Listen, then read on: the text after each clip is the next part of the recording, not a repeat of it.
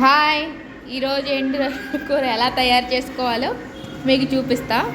First ఎండు రొయ్యల్ని ఒక దాకలో వేసేసి వేపుకోవాలన్నమాట. కొంచెం కొంచెం వేపుకోవాలి వాటిని. ఎందుకంటే ఇట్లా వేపుకుంటే తలాను తోక సపరేట్ అవుతాయి అని అంటారు. కానీ వాటిని మళ్ళీ తీసుకోవాలి. చూడండి ఎలా తీస్తారో చూపిస్తాను మీకు.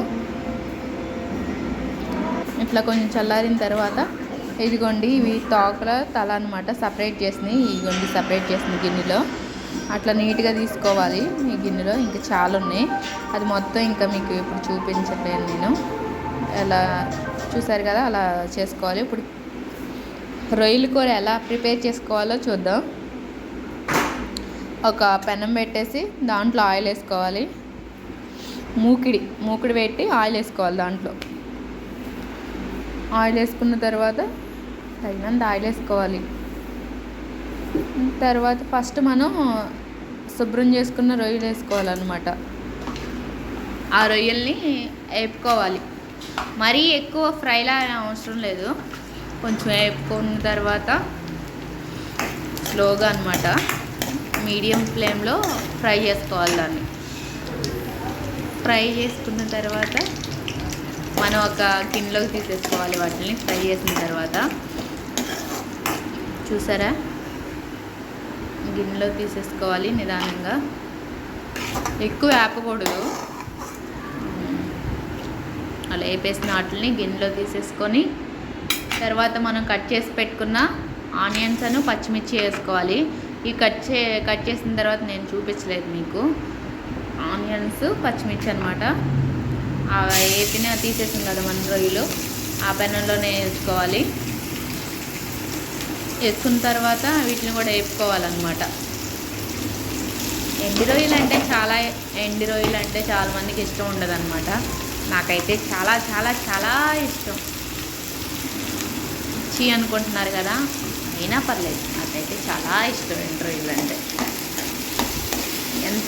నాకు ఎండి చేపలన్నా ఎండు రొయ్యలన్నా నా ప్రాణం అనమాట. వాటి కోసం ఎంత టైం అయినా స్పెండ్ చేసి వండుకుంటా. చూసారా, అట్లా మగ్గనివ్వాలన్నమాట. కొంచెం సాల్ట్ వేసుకున్నాం. సాల్ట్ వేసుకున్న తర్వాత ఇదిగోండి అల్లం వెల్లుల్లి పేస్ట్, జీలకర్ర రెండు తొక్కేసుకోవాలన్నమాట. ఈ స్మెల్ అయితే చాలా బాగుంటుంది ఎండు చేపలకి. ఇట్లా తొక్కేసుకుంటే మంచి టేస్ట్ వచ్చింది. అట్లా కలుపుకున్న తర్వాత కొంతసేపు అవి మగ్గనివ్వాలన్నమాట. బాగా ఉల్లిపాయలు మగ్గిపోవాలి, బాగా మంచిగా అలా మగ్గాలన్నమాట. మగ్గిన తర్వాత కొంచెం పసుపు వేసుకోవాలి. పసుపు వేసుకొని కలుపుకోవాలి ఒకసారి మళ్ళీ.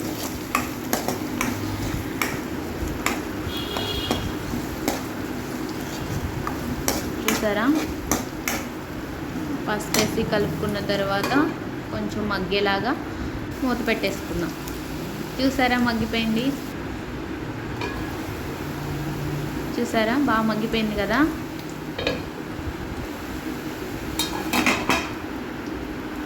నాకు ఒక్కదానికే వీడియో తీసుకొని తిప్పడం కష్టం అవుతుంది. చూసారా, టమాటాలు కూడా వేసుకోవాలి. కట్ చేసి పెట్టుకున్న టమాటాలను కూడా ఆనియన్స్ పచ్చిమిర్చి వేగింది కదా, దాంట్లో వేసేయాలి.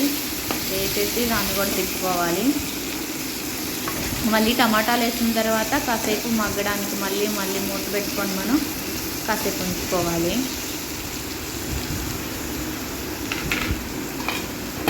ఎండి రొయ్యలు అంటే నాకు చాలా చాలా ఫేవరెట్ అనమాట. కొంచెం నిదానంగా స్లోగా చూసుకోవాలి. కర్రీ చాలా టేస్ట్గా ఉండిద్ది అనమాట. ఒకసారి తింటే మీరు కూడా వదిలిపెట్టరు. నేను ఎలా ప్రిపేర్ చేస్తున్నానో చూసి మీరు కూడా ఒకసారి ట్రై చేయండి. ఎండి చేపలు తిన్న వాళ్ళు కూడా ఖచ్చితంగా తింటారు. చూసారా, కొంచెం మగ్గింది, ఇంకా మగ్గాలన్నమాట. మళ్ళీ ఒకసారి మూత పెట్టేసుకోండి.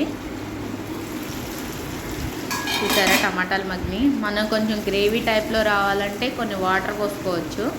నాకు గ్రేవీ టైప్లో వద్దు, కొంచెం ఫ్రైలాగా కావాలి. చూసారా, ఏ పెట్టేసుకున్న ఎండు రొయ్యల్ని వేసేయాలి.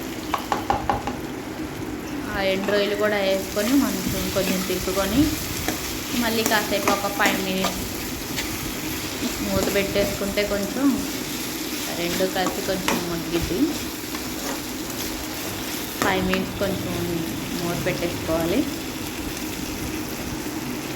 ఈ రొయ్యల కూరని ఇదే ప్రాసెస్లో కనుక చేశారంటే తినని వాళ్ళు కూడా ఖచ్చితంగా తింటారు. ఈ ఎండు రొయ్యలు చాలా టేస్ట్గా ఉంటాయి అసలు.